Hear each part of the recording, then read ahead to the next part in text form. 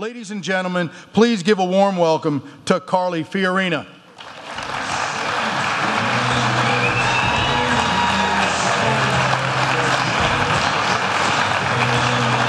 Thank you so much. Thank you. Thank you. So great to be with you here. When I was a little girl, my mother, who was my Sunday school teacher that year, gave me and the rest of her Sunday school class a little plaque.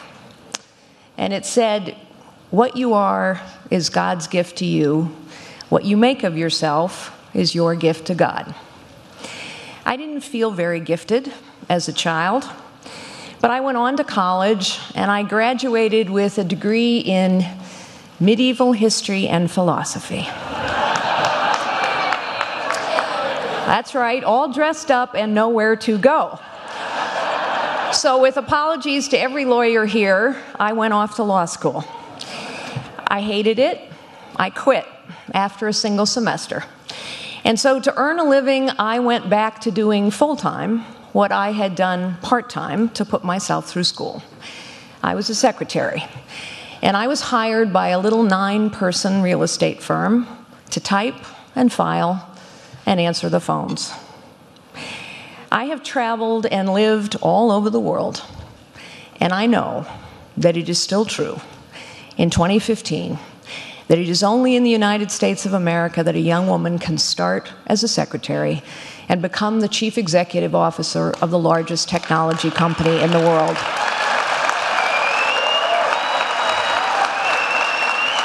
That is only possible in the United States of America because, you see, our founders knew what my mother taught me. All of us have God-given gifts. Everyone has potential. And our founders believed that here, everyone has the right to fulfill their potential. Now, I know how proud all of you were the other night to see your Senator Joni Ernst stand up and deliver the response to President Obama's State of the Union. Immediately after her response, Emily's List, the pro-abortion women's group, Emily's List described Senator Ernst, a mother, a soldier, a sitting senator, as window dressing. Let us talk, please, about who is waging a war on women.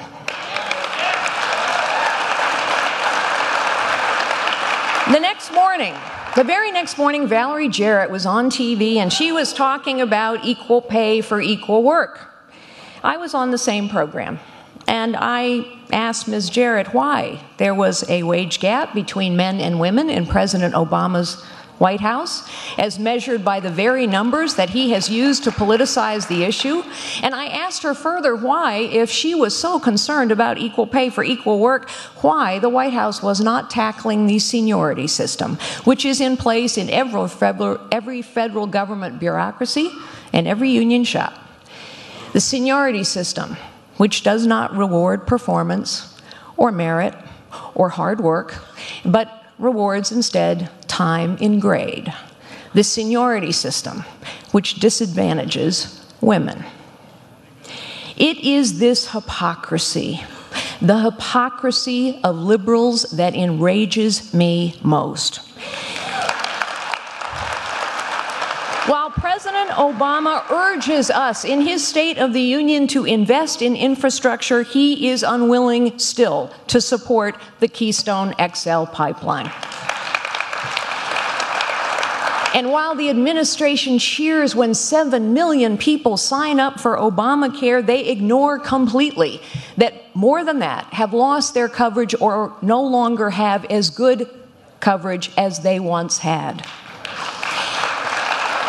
Liberals will decry crony capitalism, but then they pile on the rules and the regs in Dodd-Frank, and the result, as we know, is that 10 banks too big to fail have become 5 banks too big to fail. And meanwhile, community banks, the places where family-owned businesses and families and small business owners get their credit, community banks are struggling. They are struggling because community banks, like small and family-owned businesses, aren't big enough, aren't powerful enough to hire all the accountants and the lawyers and the lobbyists to understand all these rules and regs or to influence them. Liberals call us the party of big business, but then they continue to increase the burden and the complexity of taxes and regulations until only the big and the powerful and the wealthy and the well-connected can survive. I ran a big business. I didn't like the regs, but I could handle them. I could hire accountants and lawyers. That little 9-person firm that I started out in, they can't handle it. And so now, for the first time in U.S. history, we are destroying more small businesses than we are forming. And that is terrible, because when small business is crushed, and it is being crushed all across this country by big government, small business is the engine of economic growth of this country. It creates 2/3 of the new jobs, and it employs half our people. Small business is being crushed because only big business can handle big government.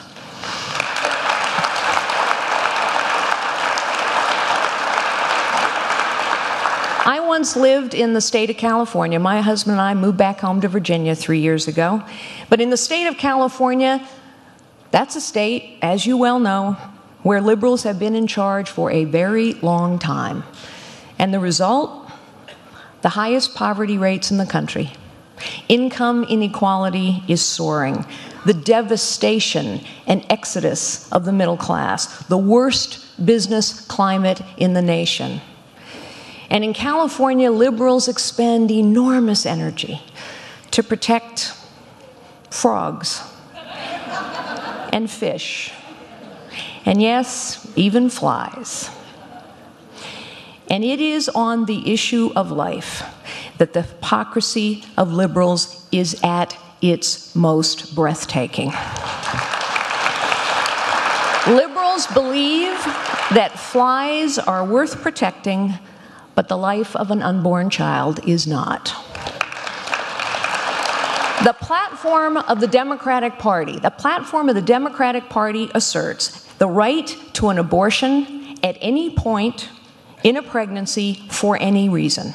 And there are now people in the Democratic Party pushing to allow these abortions to be performed by non-doctors.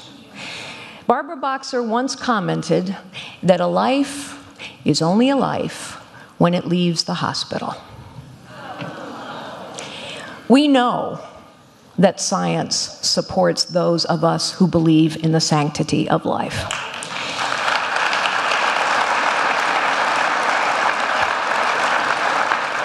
When I married my husband Frank 30 years ago, I learned that his mother had been told to abort him because her life was in danger. But she was a woman of deep faith and great courage, and so she bore him. She spent a year in the hospital after his birth. But her son, my husband, was the joy of her life, and he is the rock of mine. And I have thought very often how different my life would have been if my mother-in-law had made a different choice. A woman, any woman, who faces a difficult choice or a prenatal diagnosis, this woman deserves our empathy and our support, never our judgment or our condemnation. She knows she will face difficulty and struggle, but none of us can predict the future. None of us can predict the struggles we are going to face. I know this. I know this, having watched our younger daughter, Lori, consumed by the demons of addiction, which ultimately took her life. I know from my own battle with cancer that sometimes the greatest blessings in life come from times of struggle, and that the quality of a life is measured in love and in moments of grace and in positive contribution. I know that everyone has God-given gifts, and every life has potential.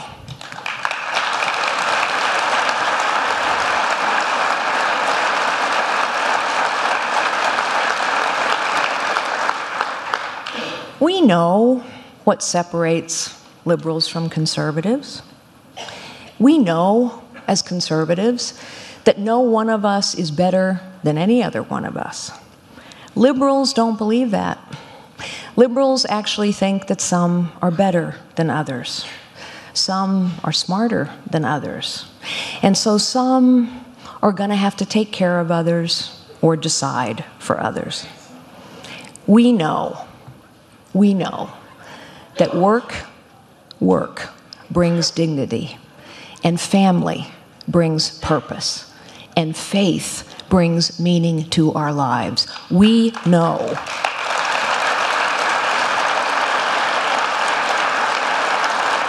We know that every person has the capacity, has the desire to live a life of dignity and purpose and meaning. And yet, despite these clear differences, we get frustrated when these clear differences don't seem to translate into a different direction. Government has gotten bigger under Obama, that is true, but government has grown year after year after year under both Republicans and Democrats for 50 years. I serve as the chairman of a Christian-based organization called Opportunity International. We have lent over $6 billion to people in desperate poverty so that they could build better lives for themselves and their families, starting with loans of $150. Today, I can deliver a loan to a woman in Malawi over a cell phone. And yet, a veteran returning from the battlefield with grievous wounds, a veteran must spend months filling out paperwork, and then spend many more months waiting for a bureaucrat to check that paperwork and determine that this veteran deserves the benefits that they've already earned. And then they have to wait months more to be treated. We can't tinker around the edges of this problem anymore. But knowing that that problem has existed for decades, and that's just one of the problems of our government.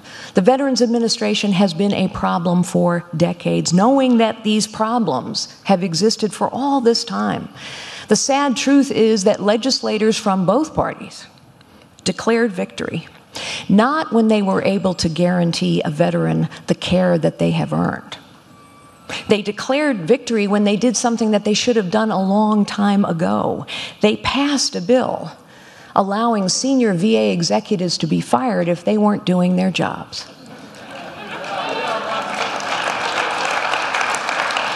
Really?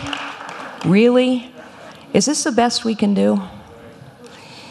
The majority of Americans and the majority of women agree that abortion after 5 months, for any reason at all, is extreme. And yet, politics apparently intervened to prevent the Pain-Capable Unborn Child Protection Act from being brought to the floor for a vote. This is disappointing, because what it says is that once again, politics has triumphed over principle, and expediency has triumphed over courage.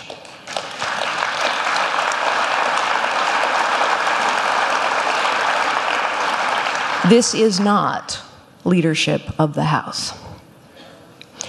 I am reminded of the difference between management and leadership. Between managers and leaders. You see, managers do the best they can within existing constraints and conditions within the system. Leaders change constraints and conditions. Leaders see possibilities, and leaders mobilize others to seize possibilities. Leaders do not accept what is broken simply because it has always been that way. You know, in every profession there's a hazard. There's a hazard that you're so consumed by your profession that you don't see anything else. And so you start to lose perspective. Your judgment is clouded. You cannot see the forest for the trees. You cannot see the principle for the politics. You cannot recognize the dysfunction all around you. In business, people can become obsessed, for example, with making the quarterly numbers, and they fail in that environment to see the long-term investments that need to be made, or they violate ethics or the law to make the numbers. In politics, people can become obsessed with the back and forth, with the tactical advantage, with the vote in front of them, with the press coverage about them. They fail to see the principle at stake or what is truly broken in our system. People who have been in and around government and politics for their entire lives may no longer be able to see the truth. Our government must be fundamentally reformed.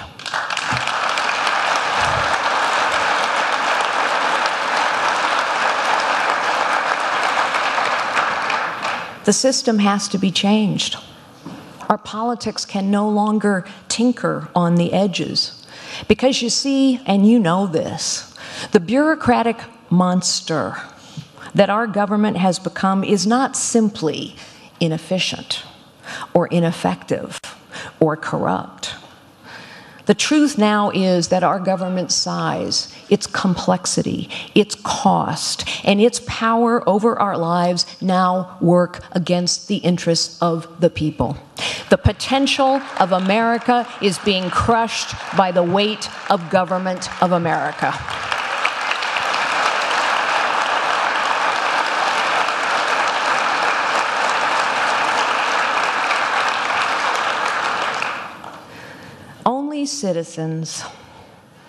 Only citizens like you and me can see what must be done.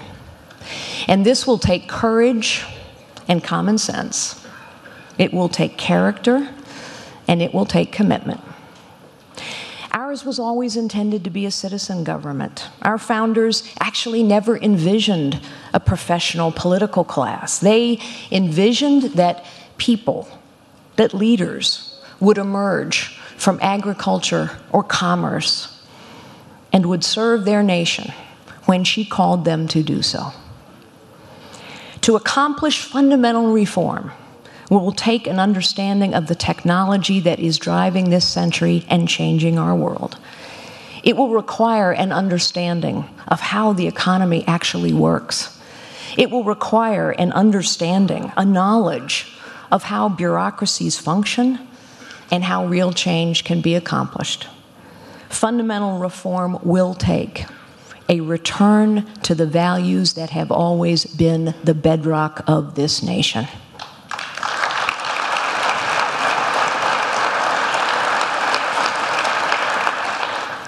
We must understand our role in the world, which is to lead, and the nature of our allies, and especially the nature of our adversaries. Like Hillary Clinton, I too have traveled hundreds of thousands of miles around the globe. But unlike her, I've actually accomplished something.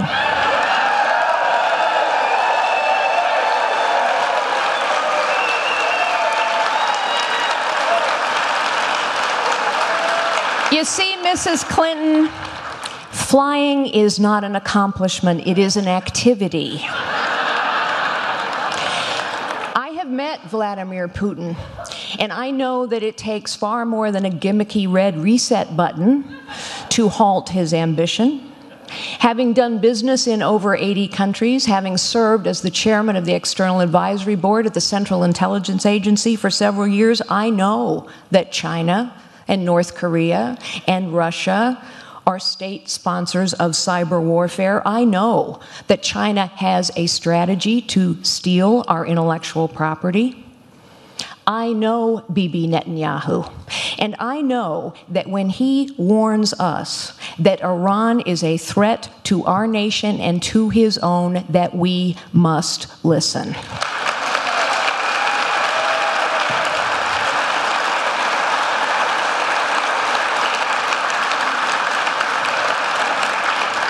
And unlike Hillary Clinton, I know what difference it makes that our American ambassador and 3 other brave Americans were killed in a deliberate terrorist attack on the anniversary of 9/11 in Libya.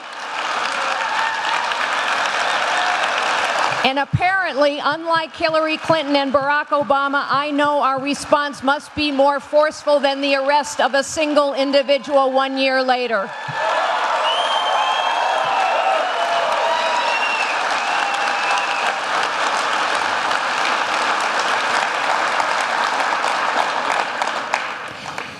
I am a conservative because after a lifetime of experience in all kinds of places and in all kinds of environments, I still know that our principles work better to unlock potential in others.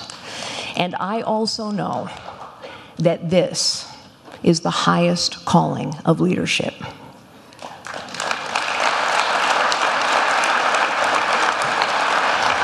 I have had the great privilege to travel all across this nation and all across the state of Iowa, and I sense a deep disquiet. Americans fear we are losing something, and they know we are missing something. We fear we are losing the essence of who we are. We fear we are losing that uniquely American sense of limitless possibility for ourselves, for our children, for our grandchildren. But all of our nation's wounds are self-inflicted. All of our problems can be solved.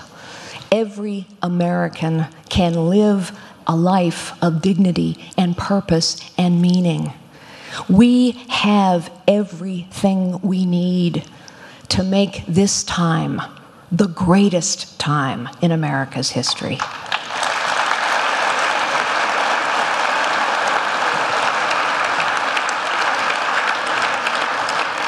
What is required now is citizenship and leadership. And so let us together rise to meet the challenges that confront us. Let us together truly reform our government and our politics. Let us together restore the promise of this, the greatest nation the world has ever known. May God bless you all, and may God continue to bless the United States of America. Thank you so much. Thank you so much. Thank you. Thank you. God bless.